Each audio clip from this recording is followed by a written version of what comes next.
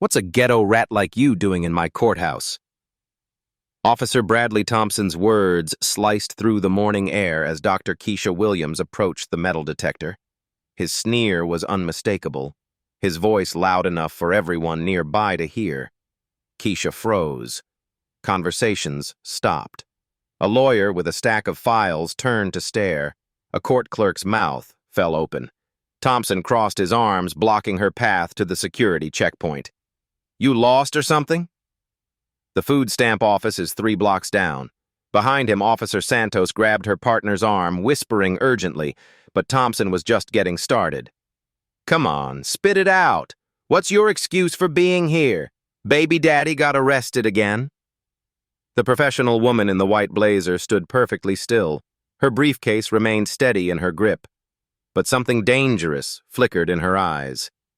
What Thompson couldn't have imagined was that this ghetto rat was about to destroy his entire world. Have you ever completely misjudged someone? 3 hours earlier, Dr. Kesha Williams had stood in her office at Camden Police Department headquarters, reviewing the case file that would take her to Philadelphia Municipal Court. As the newly appointed police chief, she'd made enemies with her aggressive reform agenda. Today's testimony in the excessive force lawsuit would likely make more. At 42, Kesha had spent 15 years climbing through law enforcement ranks. She earned her doctorate in criminal justice while working patrol, survived 2 internal affairs investigations launched by jealous colleagues, and implemented community policing programs that actually worked. The Camden City Council had appointed her chief just 6 months ago, making her one of the youngest black female police chiefs in the state. Her phone buzzed. A text from Detective Maria Santos. Heading to Philly Courthouse for security detail. See you there? Kesha smiled. Santos didn't know she'd be testifying today. The case involved Officer Derek Walsh, terminated after body camera footage showed him choking an unarmed teenager. Walsh's lawyer had subpoenaed Kesha, hoping to discredit her as a diversity hire with an agenda against white officers. They had no idea what they were walking into. Meanwhile, across the city, Officer Bradley Thompson was starting what he assumed would be another routine day. 8 years on the force, 2 commendations for proactive policing, and a spotless record according to anyone who mattered. Sure, there had been complaints, 12 formal grievances in the past 3 years, but the union handled those. Civilians always complained when real police work got done. Thompson's personnel file, locked away in internal affairs, told a different story. Mrs. Eleanor Hayes, age 73, claimed he'd shoved her during a traffic stop. College student Marcus Jefferson said Thompson had called him boy and threatened arrest for looking suspicious while walking to class. Jennifer Martinez alleged he'd made crude comments about cleaning ladies when she'd tried to report a break-in. Each complaint had been dismissed due to insufficient evidence or misunderstanding. Thompson's lieutenant had a simple philosophy: support the uniform, question the civilian. But patterns have a way of surfacing. That morning, Thompson dressed carefully in his Class A uniform. Courthouse security was a prestigious duty, visible, important, with minimal paperwork. He'd requested the assignment specifically. Downtown meant dealing with lawyers, judges, and other professionals who understood respect for authority. It also meant encountering people he considered beneath him. As Kesha drove toward Philadelphia, she made a decision that would change everything. Instead of wearing her police uniform, she'd dress as a civilian. Her lawyer had suggested it might make her testimony more relatable to the jury. She chose a navy blazer, cream blouse, and her grandmother's pearl earrings. Professional, but approachable. The only police identification she carried was her badge and credentials, tucked inside her briefcase next to the case files. Thompson arrived at the courthouse 30 minutes early, chatting with fellow officers about weekend plans and overtime opportunities. Detective Santos and Sergeant James Mueller were part of the security detail, both seasoned officers with solid reputations. Busy day ahead, Santos mentioned, checking her assignment sheet. Bunch of high-profile cases on the docket. Hope we don't get any troublemakers, Thompson replied, adjusting his duty belt. I hate dealing with people who don't know their place. Mueller raised an eyebrow but said nothing. In his 20 years on the force, he'd learned to pick his battles. Thompson's attitude was problematic, but confronting it directly never ended well. Better to document incidents and let leadership handle it. Except leadership wasn't handling it. As the courthouse filled with morning traffic, Thompson positioned himself at the main security checkpoint. This was his domain, his rules. Lawyers and judges received respectful nods. Well-dressed business people got efficient service. Everyone else got scrutiny. Santos noticed his pattern immediately. The way Thompson's demeanor shifted based on appearance. How his voice changed depending on who approached. She'd seen it before, but never in such an obvious setting. At 9:47 a.m., Dr. Kesha Williams pulled into the courthouse parking garage, reviewed her testimony notes one final time, and stepped out of her Honda Accord. She had no idea that Officer Thompson was about to make the biggest mistake of his career. But she was about to find out exactly how broken the system had become. And more importantly, she was about to fix it. The question wasn't whether Thompson would reveal his true nature, it was how spectacularly he'd destroy himself in the process. The security checkpoint buzzed with typical courthouse activity when Dr. Kesha Williams approached at exactly 10:15 a.m. Thompson stood behind the metal detector like a gatekeeper, his posture radiating authority. Santos manned the X-ray machine while Mueller supervised the visitor entrance. Kesha joined the line behind a middle-aged white attorney who Thompson waved through with a respectful, "Have a good day, counselor." The contrast would become painfully clear in seconds. "Next," Thompson called, not bothering to look up from his clipboard. Kesha stepped forward, setting her briefcase on the conveyor belt. "Good morning, officer." Thompson's head snapped up. His expression immediately soured as he took in her appearance. Professional, but clearly not part of the courthouse establishment. His voice dropped its courteous tone.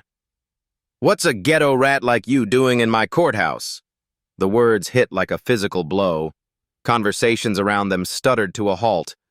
A court reporter fumbled her coffee cup. The attorney who'd just passed through spun around, his face shocked. Kesha's training kicked in. Stay calm. Document everything. Don't escalate. "Excuse me?" Thompson stepped closer, blocking her path completely. "You heard me. The food stamp office is 3 blocks down. This is a courthouse, not a welfare center." Santos looked up sharply from the X-ray machine. "Thompson, what are you—" "I got this, Santos." Thompson waved her off dismissively, then turned back to Kesha with renewed aggression. "Ma'am, you obviously don't belong here. Why don't you save us both some time and head to wherever you're supposed to be?" More people had stopped to watch. A young black lawyer in an expensive suit shook his head in disgust. An elderly white woman clutched her purse tighter, unsure whether to intervene or flee. Kesha maintained her composure, though her jaw tightened slightly. "Officer, I have business in this courthouse. May I please proceed through security?" Thompson's face twisted into an ugly smile. "Business? What kind of business could someone like you possibly have here?" He gestured broadly, making sure his voice carried to the growing audience. "Let me guess. Your baby daddy got arrested again? Or maybe you're here because you can't pay your parking tickets." The crowd grew larger. Someone's phone came out, then another. Santos stepped away from her post, clearly uncomfortable with the spectacle unfolding. "Thompson, maybe we should just process her through like everyone else." "Maybe you should mind your own business, Santos." Thompson's voice carried real menace now. He was enjoying this, feeding off the attention. "I've been doing this job for 8 years. I know how to spot troublemakers, and this one's got problem written all over her." He pointed at Kesha's briefcase, still sitting motionless on the conveyor belt. "What's in the bag?" "Probably stolen credit cards, am I right? Or maybe some sob story paperwork about why the system owes you something." A court clerk had emerged from behind the information desk, drawn by the disturbance. 2 more officers appeared from different directions. Word was spreading quickly through the courthouse security network. Kesha's hands remained perfectly steady, but her voice carried a new edge. "Officer, I would like to speak with your supervisor, please." Thompson threw his head back and laughed, a harsh, mocking sound that echoed off the marble walls. "My supervisor?" "Lady, I am the supervisor here at this checkpoint. This is my security station, my metal detector, my rules." He stepped even closer, invading her personal space aggressively. "And my rule is simple. People like you don't waltz into my courthouse without properly explaining yourselves. So start talking or start walking." Mueller had noticed the commotion and approached cautiously. 20 years of experience told him this situation was spiraling dangerously out of control. But Thompson technically outranked him at this location, and challenging him publicly would create its own set of problems. "Everything under control here, Thompson?" Mueller asked diplomatically, his eyes scanning the growing crowd of onlookers. "Absolutely under control," Thompson replied, never taking his eyes off Kesha. "Just explaining basic courthouse protocol to someone who obviously doesn't understand how things work around here." A courthouse administrator, Margaret Carter, appeared at Mueller's shoulder. She'd worked courthouse security for 12 years and had never witnessed anything quite like this public spectacle. "Is there some kind of problem, officers?"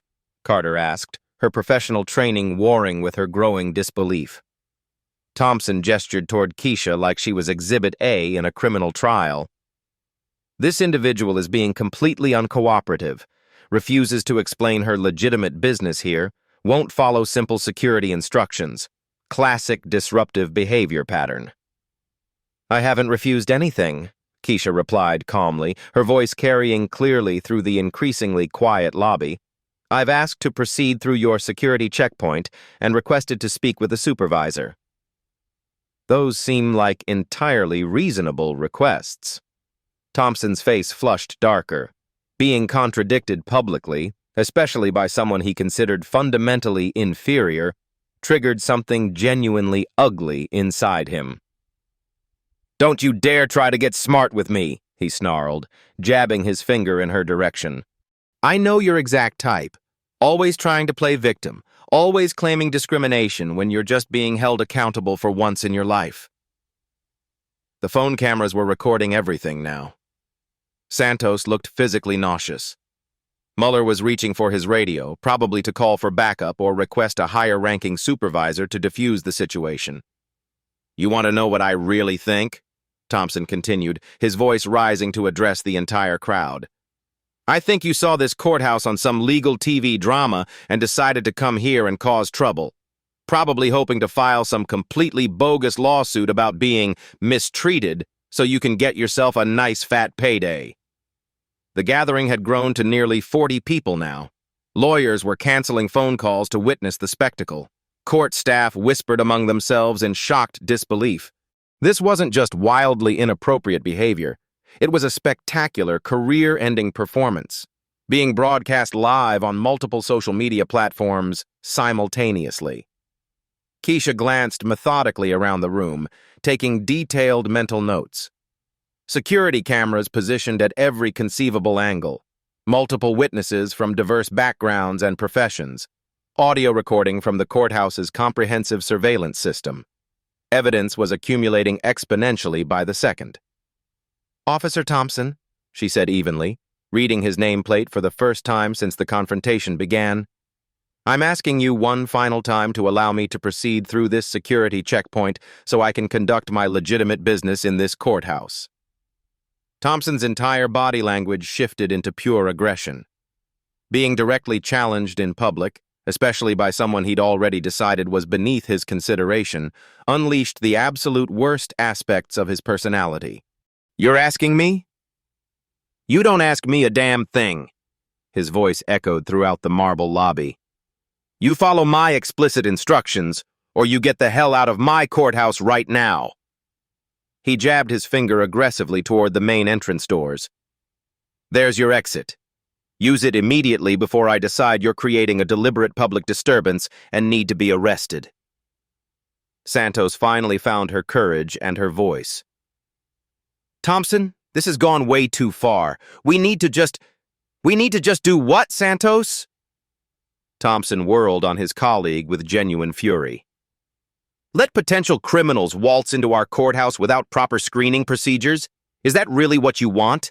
Because that's exactly what happens when we get soft and stop doing our jobs properly. He spun back toward Kesha, his voice now dripping with pure contempt and barely controlled rage. Last chance, lady. Give me a detailed explanation of your specific business in this courthouse right now, or get out of my sight permanently. And make it quick. I don't have all day to waste dealing with people who fundamentally don't know their proper place. The briefcase sat motionless on the conveyor belt like a ticking time bomb. Inside were credentials that would detonate Thompson's entire career in approximately 60 seconds. But he was far too busy performing his dominance display for his imaginary audience to notice the approaching danger. The courthouse lobby had transformed into an amphitheater of anticipation. Nearly 50 people now formed a loose semicircle around the security checkpoint, their phones capturing every word, every gesture, every moment of Thompson's professional suicide. Kesha surveyed the crowd with the calculating eye of someone who had spent 15 years building cases. Witnesses, evidence, documentation. Everything she needed was accumulating in real time. Officer Thompson, she said, her voice carrying a new authority that made several onlookers lean forward. I need your badge number and full name for my report. Thompson's laugh was pure venom. Your report? Your report? He slapped his thigh theatrically. Lady, you're not filing any report on me. I don't answer to people like you, ever. Margaret Carter stepped forward, her administrator instincts finally overriding her shock. Officer, perhaps we should de-escalate this situation. There's nothing to de-escalate, Thompson snapped, cutting her off mid-sentence. This woman is causing a disturbance, refusing to follow security protocols, and now making threats about filing complaints. That's textbook disruptive behavior. He turned back to Kesha, his chest puffed out with artificial authority. You want my supervisor? Fine. I'll get my supervisor. But when Lieutenant Morrison gets down here, you're going to explain to him why you're wasting everyone's time with your attitude problem.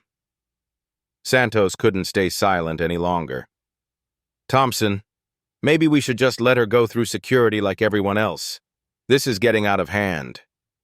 Santos, I'm warning you. Thompson's voice carried a genuine menace now. Stop undermining my authority, or you'll be writing reports all week. I know how to handle situations like this. Mueller finally keyed his radio. Control, this is Mueller at the main checkpoint. We need a supervisor down here immediately. We have a situation developing. The radio crackled back. Copy that, Mueller. Lieutenant Morrison is en route. Thompson's grin widened. Perfect. Now you'll get to meet someone who actually has authority around here. And trust me, Lieutenant Morrison doesn't tolerate troublemakers any better than I do. More courthouse staff had emerged from various offices drawn by the commotion. A bailiff from Judge Harrison's courtroom whispered something to a court reporter, who immediately pulled out her own phone to record. Kesha remained perfectly still, her briefcase untouched on the conveyor belt. Officer Thompson, while we're waiting for your supervisor, could you please explain your department's policy on treating courthouse visitors with respect? Thompson's face darkened further. Don't try to lecture me about respect. Respect is earned, and you haven't earned anything except an escort out of this building. A young attorney in a sharp suit had been watching from the beginning. He stepped forward, his voice professional but firm. Excuse me, officer, but I've been observing this interaction, and I believe this woman has been entirely cooperative. Thompson whirled on him. Nobody asked for your opinion, counselor. Mind your own business, unless you want to join her on the way out. The attorney didn't back down. Actually, officer, inappropriate treatment of courthouse visitors is everyone's business, especially when it's being recorded by dozens of people. Thompson's eyes darted around the crowd, suddenly aware of just how many cameras were pointing in his direction. But instead of backing down, his ego doubled down. Let them record. They're about to see how we handle people who don't follow the rules. He jabbed his finger at Kesha again. You've got about 30 seconds to start explaining yourself before Lieutenant Morrison gets here and this becomes an official incident. Chen tried one more time. Officer Thompson, as courthouse administrator, I really think we should... You think what? That I should let people waltz in here without proper screening? That I should ignore my training and just wave everyone through? Thompson was shouting now, his voice echoing off the marble walls. That's not how security works! The elevator chimed. Lieutenant Morrison, a tall man with graying temples and 25 years of experience, stepped into the lobby. His eyes immediately took in the crowd, the cameras, and Thompson's aggressive posture. What's going on here? Morrison's voice cut through the tension like a blade. Thompson straightened, suddenly remembering he was supposed to be a professional. Lieutenant, this individual has been uncooperative and disruptive. She's refusing to follow security protocols and making threats about filing complaints. Morrison's experienced eyes scanned the scene. The diverse crowd of witnesses, the multiple recording devices. The woman stood calmly by the metal detector while Thompson appeared flustered and aggressive. Ma'am, Morrison addressed Kesha directly, could you please explain your version of events? Before Kesha could respond, Thompson interrupted. Lieutenant, she's been trying to manipulate the situation from the beginning. Classic victim-playing behavior. I was just doing my job when she started making demands and... Officer Thompson, Morrison's voice carried unmistakable authority. I asked her to speak. The crowd collectively held its breath. This was the moment when everything would either de-escalate or explode completely.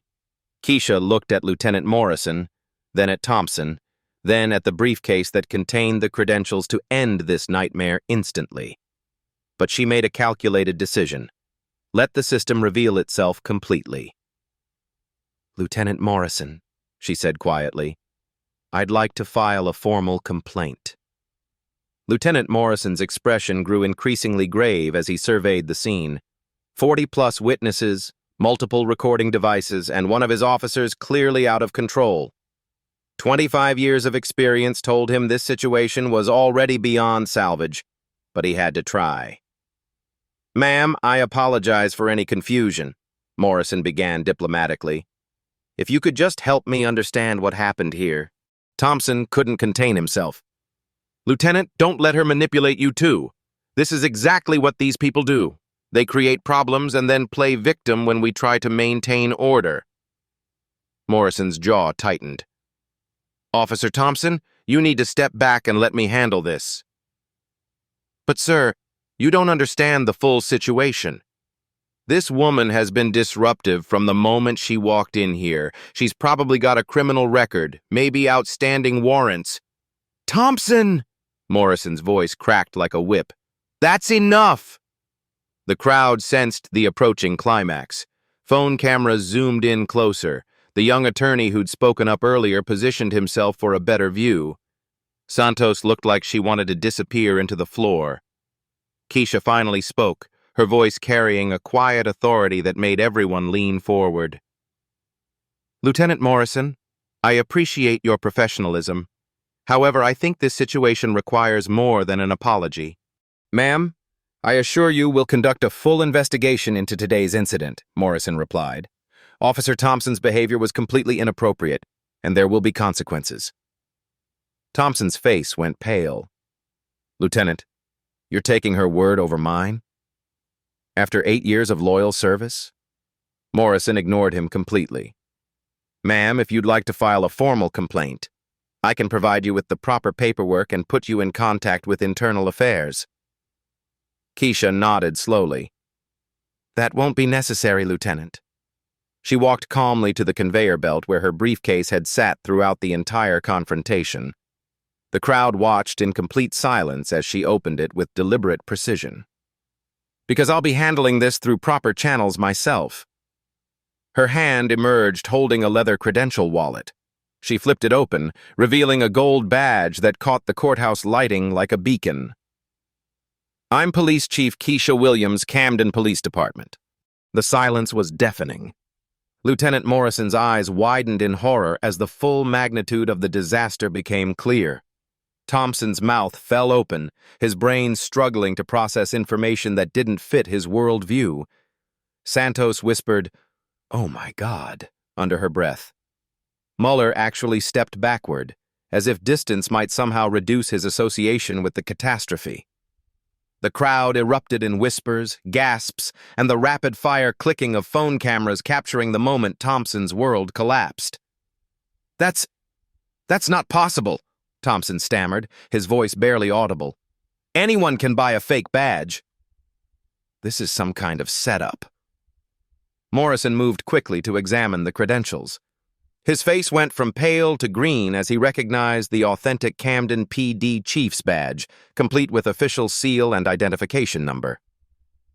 "Chief Williams," Morrison's voice was barely steady. I don't know what to say.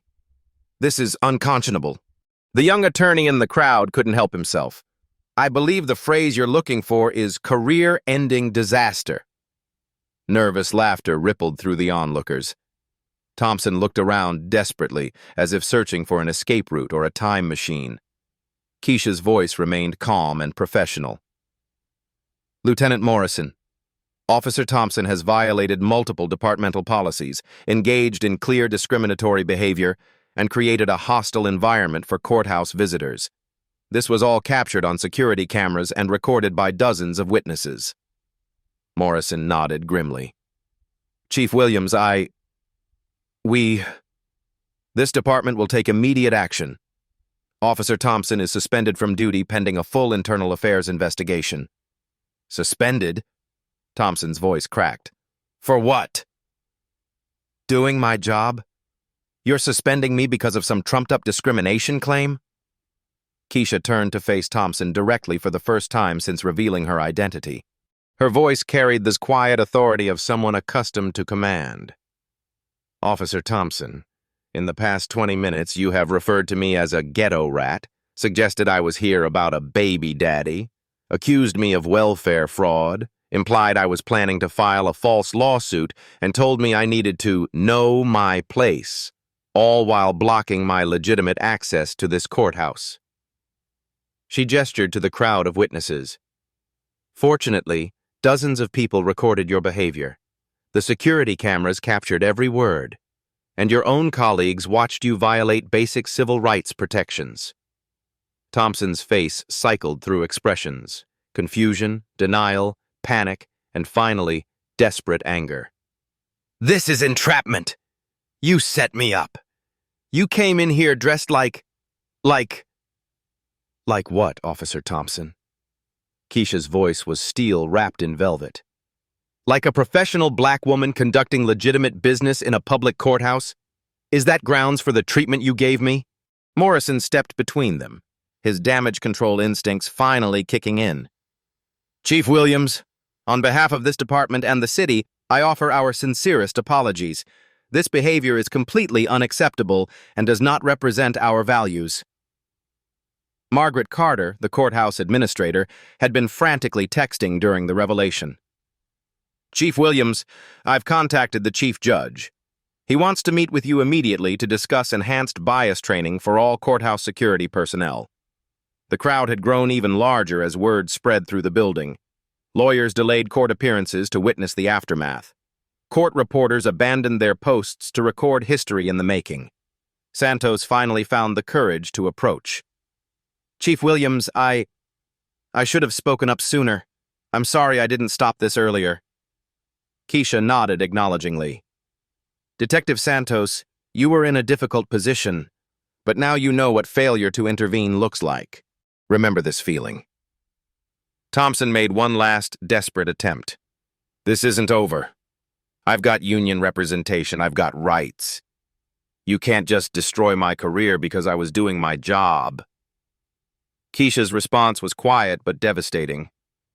"Officer Thompson, you destroyed your own career the moment you decided to judge me based on the color of my skin rather than the content of my character."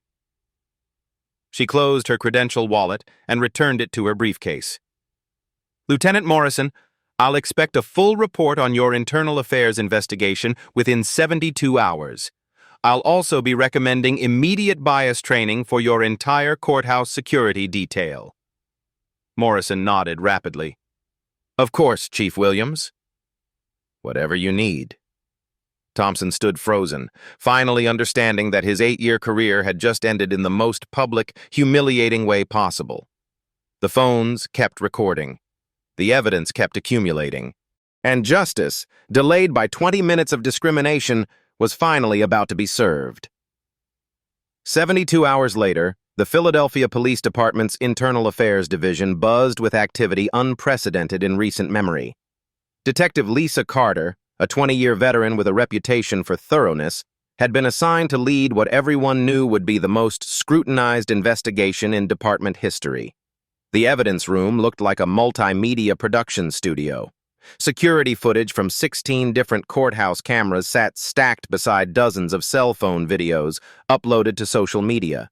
Audio recordings from the courthouse security system provided crystal-clear documentation of every word. Witness statements filled 3 separate filing cabinets.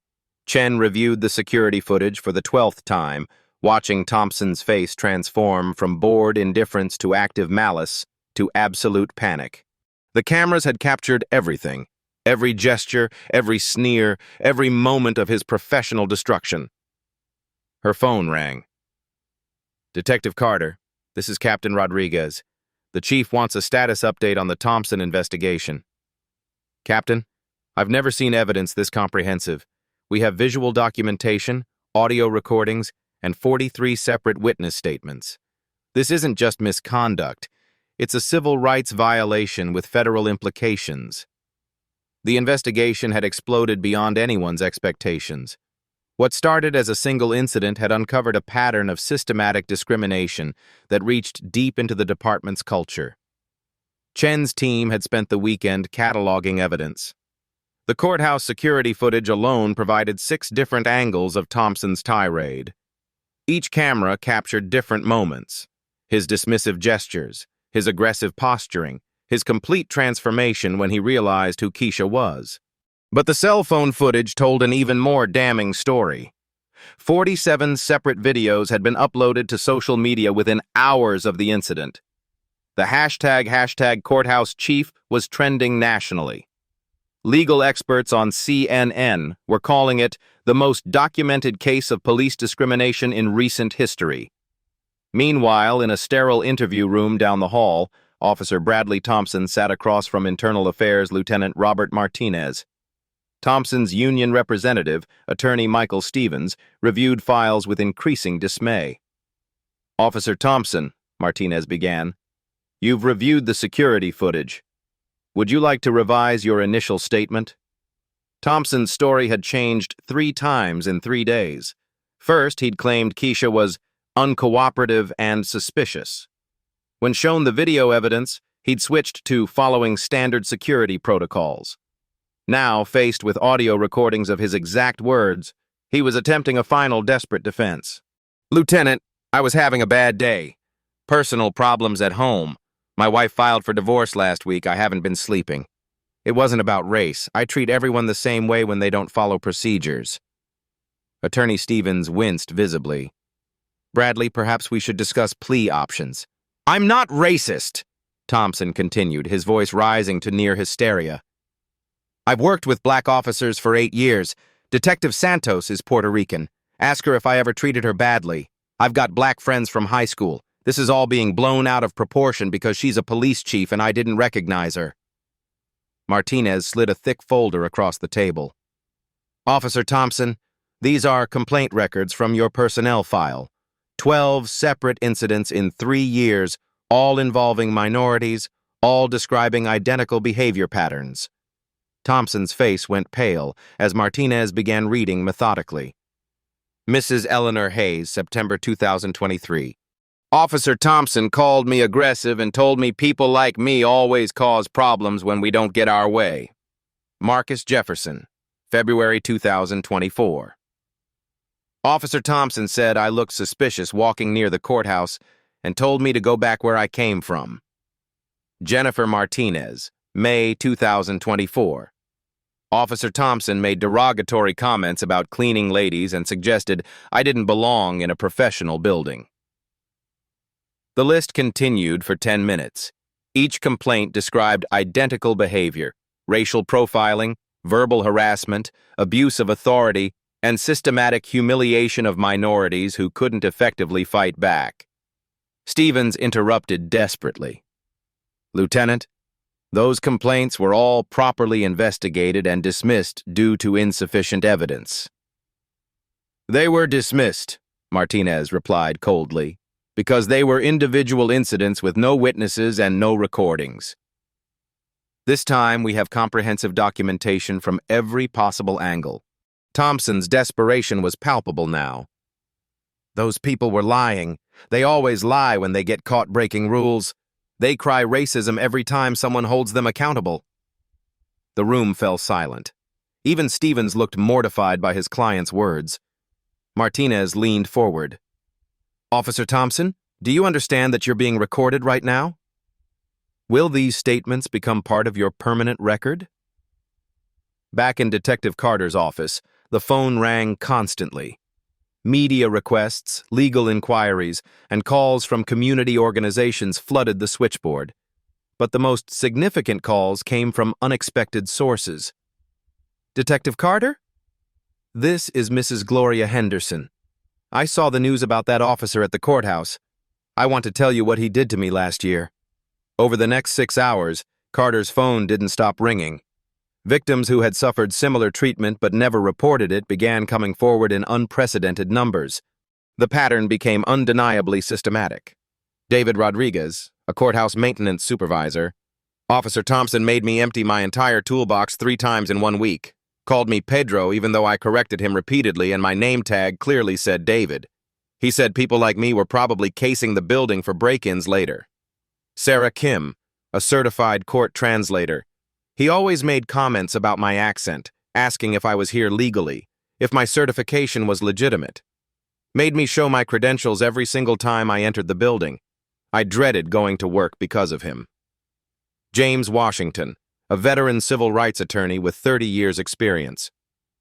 "Thompson questioned my bar certification, suggested I might be impersonating a lawyer, made me show my ID multiple times. In 3 decades of practice, no one had ever treated me like a criminal for doing my job." Reverend Michael Brown, who regularly attended hearings to support community members. "Thompson told me the church was down the street when I said I was there for court proceedings. He said people like me should stick to praying and leave legal matters to qualified people." Each story followed the same devastating pattern: unprovoked hostility, racial assumptions, abuse of authority, and systematic humiliation of minorities who couldn't effectively fight back against a uniformed officer. Detective Carter called Chief Williams directly. "Chief, we're not just looking at one incident anymore. This is systematic discrimination spanning years. Thompson created a hostile environment for every minority who entered that courthouse." The investigation team expanded to include federal agents. The FBI's Civil Rights Division opened a parallel investigation into potential federal violations. The Department of Justice announced they were reviewing the case for criminal prosecution. 3 days into the investigation, the union's position collapsed completely. Attorney Stevens requested an emergency meeting with Internal Affairs leadership. "My client is willing to accept immediate termination and resign quietly if criminal charges are dropped and this doesn't go federal," Stevens offered desperately. Lieutenant Martinez's response was immediate and uncompromising. "That's not our decision to make anymore. The district attorney's office is reviewing this case for state civil rights violations. The FBI is investigating federal charges. Officer Thompson's employment status is the least of his concerns now." Meanwhile, Chief Williams had initiated her own parallel investigation into systemic problems. Her team reviewed courthouse security protocols, training programs, and supervision procedures that had allowed Thompson's behavior to continue unchecked for years. The findings were damning. Thompson's supervisors had received multiple informal complaints but never documented them. Training records showed he'd skipped mandatory bias awareness sessions. Performance evaluations praised his proactive security approach without examining what that actually meant. Detective Santos, haunted by her failure to intervene, volunteered for a recorded interview that became the investigation's most damning testimony from within the department. "I watched Officer Thompson treat minorities differently for months," Santos admitted, her voice breaking with emotion. "I told myself it wasn't my business, that someone else with more authority would handle it. I was a coward. I let innocent people suffer because I was afraid of confrontation and retaliation." Sergeant Muller's testimony was equally devastating. Thompson bragged about keeping undesirables out of the courthouse. He called it proactive security and maintaining standards. We all knew what he really meant, but no one wanted to be the officer who reported a colleague. The investigation expanded beyond Thompson to examine supervisory failures at every level. How had 12 formal complaints been dismissed without proper investigation?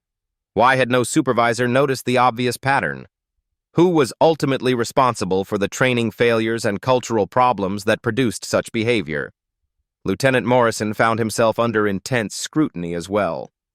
His personnel file revealed a 20-year pattern of protecting problematic officers, dismissing minority complaints as misunderstandings, and prioritizing department reputation over accountability and reform. On day 6 of the investigation, Detective Carter compiled her preliminary findings. The scope had grown far beyond a single officer's misconduct. "This represents systematic failure at every level," Carter reported to her supervisors. "Individual bias enabled by inadequate training, reinforced by supervisory indifference, and protected by institutional culture that prioritized loyalty over justice." Chief Williams reviewed the expanding investigation from her Camden office, her anger now tempered by grim determination. This couldn't just be about punishing one officer. It had to be about preventing the next Officer Thompson from destroying lives with complete impunity. The investigation's final phase would determine whether this moment of accountability would create lasting systemic change or simply become another cautionary tale forgotten by the next news cycle. 2 weeks after the investigation concluded, the Philadelphia Police Department's conference room buzzed with tension as the disciplinary hearing convened. Chief Commissioner Margaret Walsh presided over a panel that would determine Thompson's fate, though everyone present knew the outcome was foregone. Thompson sat at the defendant's table, his union attorney having abandoned his case after reviewing the overwhelming evidence. The new lawyer, a public defender assigned pro bono, looked like he'd rather be anywhere else on earth. "Officer Bradley Thompson," Commissioner Walsh began, her voice carrying the weight of institutional authority, "you have been found guilty of conduct unbecoming an officer, violation of civil rights, discriminatory harassment, and bringing disrepute to this department. You are hereby terminated from the Philadelphia Police Department, effective immediately, with forfeiture of all benefits and pension rights." Thompson's face crumpled. 8 years of service, gone. His pension, eliminated. His career in law enforcement, permanently destroyed. But the consequences were just beginning. District Attorney Rebecca Morrison stepped forward with the criminal charges. "Mr. Thompson, you are hereby charged with violation of civil rights under color of authority, a federal felony carrying up to 10 years imprisonment. You will surrender yourself to federal marshals following these proceedings." The courtroom erupted in whispers. Federal charges meant this wasn't just about losing a job. Thompson faced real prison time. But the moment that truly defined the hearing came when the victims spoke. Mrs. Gloria Henderson, the 73-year-old grandmother Thompson had humiliated 6 months earlier, took the podium with dignity that filled the room. "I raised 7 children, worked 2 jobs for 40 years, and never asked anyone for anything I didn't earn," she said, her voice steady despite her tears. "That man made me feel like I was nothing, like I didn't belong in my own country's courthouse. But today, seeing him face consequences for his actions, I feel like maybe the system can work after all." Marcus Jefferson, the college student who had considered abandoning his dream of law school, spoke next. "Officer Thompson didn't just humiliate me that day. He made me question whether people who look like me could ever find justice in America's courts. But Chief Williams showed me that change is possible when good people refuse to accept injustice. One by one, 17 victims testified about the lasting impact of Thompson's systematic discrimination. Their stories painted a picture of institutional failure that had destroyed confidence in law enforcement among entire communities. Chief Williams addressed the hearing panel directly. "Commissioners, Officer Thompson's behavior represents a cancer that has been allowed to metastasize within this department. Termination and prosecution are necessary but insufficient responses. We need systematic reform." 6 months later, the changes were already visible throughout the Philadelphia courthouse system. Commissioner Walsh had implemented Chief Williams's comprehensive reform package: mandatory bias training for all courthouse security personnel, body cameras at all checkpoints, civilian oversight of complaint investigations, and immediate suspension protocols for discriminatory behavior. Detective Santos, haunted by her failure to intervene during Thompson's tirade, had been promoted to training supervisor with a mandate to completely overhaul bias awareness programs. Her first initiative paired officers with community members who had experienced discrimination, creating powerful learning experiences that couldn't be ignored or dismissed. "I failed Chief Williams and every victim that day," Santos told her first training class. "But failure can become wisdom if we learn from it. Your job isn't just to avoid discriminating, it's to actively prevent discrimination by others." The statistical evidence of change was remarkable. Within 6 months, bias-related complaints at Philadelphia courthouse facilities dropped by 78%. More significantly, community confidence surveys showed dramatic improvement in how minorities viewed law enforcement interactions. Thompson himself was serving an 18-month federal sentence at a minimum security facility, his appeals exhausted, his future prospects eliminated. The union had quietly settled lawsuits with 14 victims for undisclosed amounts, while Thompson faced personal bankruptcy from legal fees. But perhaps the most powerful symbol of change came exactly 1 year after the original incident. Mrs. Gloria Henderson returned to the same courthouse for her grandson's adoption hearing. The same security checkpoint where Thompson had humiliated her now welcomed her with professional courtesy and genuine respect. Detective Santos personally escorted her through security, apologizing again for her failure to intervene the previous year. "Mrs. Henderson, your courage in speaking up helped change everything. Thank you for not giving up on us." The new security protocols worked flawlessly. No profiling, no harassment, no assumptions based on appearance, just professional, respectful service for every citizen who entered seeking justice. Young Marcus Jefferson had indeed returned to law school, inspired by Chief Williams' example and supported by a scholarship fund created by courthouse employees who wanted to demonstrate their commitment to change. The system hadn't just corrected one officer's behavior. It had transformed its entire approach to serving the community it was sworn to protect. 1 year later, the Philadelphia Municipal Courthouse operated with a culture so transformed that visitors who remembered the old days could hardly believe the change. Chief Kesha Williams walked through the same security checkpoint where Officer Thompson had destroyed his career, observing a system that now embodied the values it was always supposed to represent. The metal detector was staffed by Officer Maria Santos, whose promotion to security supervisor had made her the face of institutional reform. She greeted each visitor with professional courtesy, regardless of their appearance, background, or purpose in the courthouse. "Good morning, Chief Williams," Santos said with genuine warmth.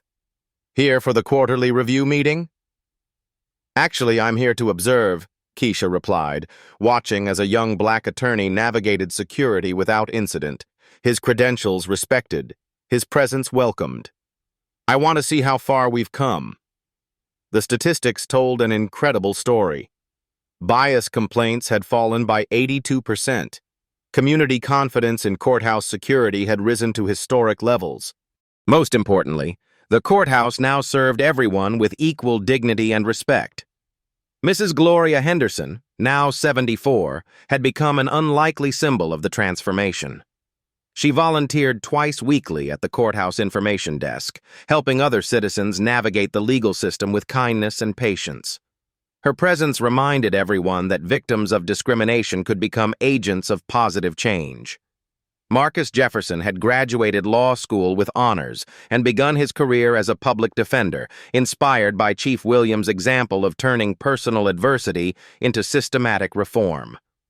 His first case involved representing a young man who'd been discriminated against by courthouse security, proof that vigilance against bias must be eternal. Thompson's story had become a cautionary tale told in police academies nationwide.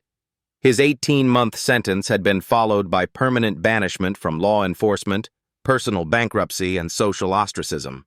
But more importantly, his downfall had catalyzed changes that prevented other officers from following his path. The courthouse now featured mandatory bias training every 6 months, civilian oversight of all complaint investigations, and immediate suspension protocols for discriminatory behavior. Body cameras at every checkpoint ensured accountability, while community liaisons provided ongoing feedback about security interactions. Chief Williams reflected on the broader lessons as she prepared to leave. Individual prejudice, when left unchecked by proper training and supervision, could destroy lives and undermine public trust in institutions designed to serve everyone equally. But systematic accountability, when combined with genuine commitment to change, could transform entire cultures. Her phone buzzed with a text from Detective Santos. "Chief, thank you for showing us what real leadership looks like. The courthouse is better because you refused to stay silent." As Kesha walked toward the exit, she passed a diverse group of citizens accessing their courthouse without fear, harassment, or discrimination. Young and old, every race and ethnicity, all treated with the respect that should be every American's birthright. The security officer at the door, a young black woman recently graduated from the police academy, smiled and held the door open. "Have a great day, Chief Williams. Thank you for everything you've done for our community. Change was possible. Justice could prevail. But only when good people refused to remain silent in the face of injustice. Have you ever witnessed discrimination and chosen to speak up? What would you do if you saw someone being treated the way Chief Williams was treated? Share your thoughts in the comments below. If this story moved you, hit that like button and subscribe to Black Soul Stories for more stories of justice, accountability, and positive change. Because every voice matters and every action can make a difference. Remember, the system only changes when we demand better, and we all have the power to demand better.